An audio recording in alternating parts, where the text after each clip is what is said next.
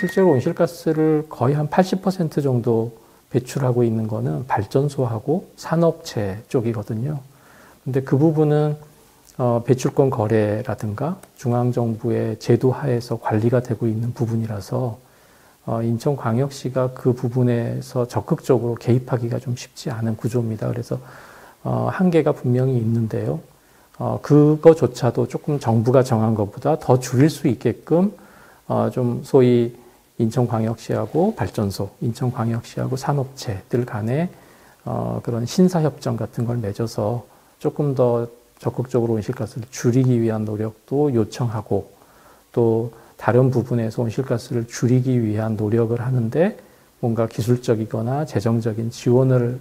해달라는 요청도 하고 있고 그래서 일본은 그게 성과를 만들기도 하고 있고 조금 앞으로 점점 더 커지지 않겠나 그렇게 생각을 합니다. 지자체에서는 주로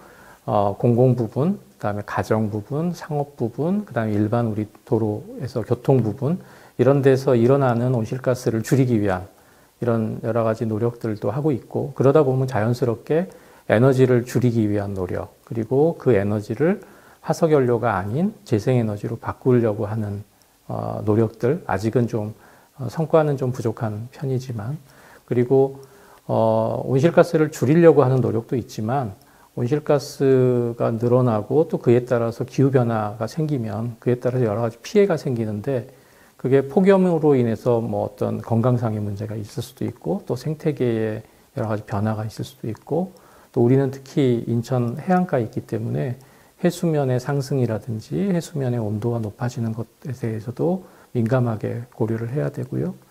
그 다음에 강화 옹진 지역에서는 농업하시는 분들 또 임야에서의 여러 가지 수목들 또 여러 가지 자연 생태적인 어떤 변화들도 있기 때문에 그런 문제들에 대해서도 어떤 문제가 있을지 예측하고 또 그거에 대해서 대책을 조심스럽게 만들어 나가는 그런 노력들을 하고 있습니다. 그래서 인천시는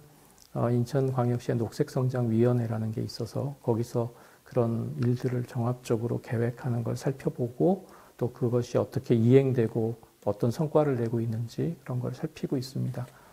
인천은 다른 지역에 비해서 조금 더 열심히 잘하고 있다고 평가하고 있는 것은 특히 공공 부분에서 온실가스를 줄이기 위한 노력들을 잘하고 있다. 그렇게 평가를 받고 있고 늘 다른 지자체들하고 경쟁하면 잘했다는 평가도 받고 시상을 계속 받고 있습니다. 그리고 인천에 조금 더 독특하게 기후변화뿐만이 아니라 지속가능 발전 또 기후에 관련된 것들도 있지만 일반적인 재해에 관련된